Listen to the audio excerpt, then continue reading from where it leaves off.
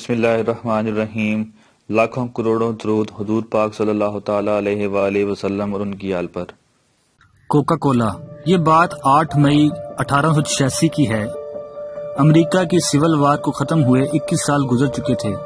امریکہ کی ریاست جارجیا کے دارالحکومت اٹلانٹا میں ایک فارماسسٹ جان پیم بروٹن اپنے گھر کے عقب میں چند تجربات میں مصروف تھا۔ اس نے ایک بڑی کیتلی میں ایک مکسر ڈالا ہوا تھا جس کو وہ کشتی کے چپو سے گھما رہا تھا۔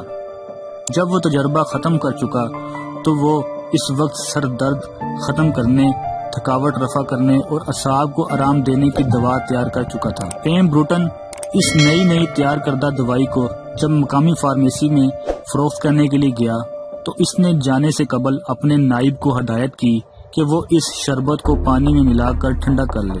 اس کے بعد واپس آنے کے بعد دونوں نے اس کو پیا تو واقعی یہ مزیدار تھا، مگر اس کے نائب نے جب دوسرا گلاس پینے کے لیے تیار کیا تو غلطی سے اس نے شربت میں کاربونیٹڈ واٹر ڈال دیا۔ اب دونوں نے ارادہ کیا کہ وہ اس مشروب کو سافٹ ڈرنک کے طور پر فروخت کریں گے۔ اس کا نام انہوں نے کوکا کولا رکھا کیونکہ اس میں کوکا کے پتے اور کولا کا خشک میوہ ڈالا گیا تھا۔ 1886 میں انہوں نے ایک دن میں 9 بوتلیں فروخت کی اور سالانہ آمدنی $50 تھی۔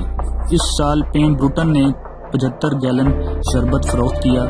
اس کو $150 آمدنی ہوئی جبکہ خرچ $73 تھا۔ اس وقت دنیا کے 200 سے زائد ممالک میں لوگ ہر روز 1.5 ارب بوتلیں پیتے ہیں۔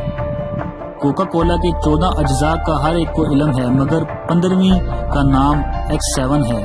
یہ دنیا کا خفیہ ترین نسخہ ہے جس کا علم کمپنی کے صرف چند افراد کو ہے، اور جن کو علم ہے ان کو اکٹھے سفر کرنے کی بھی اجازت نہیں ہے۔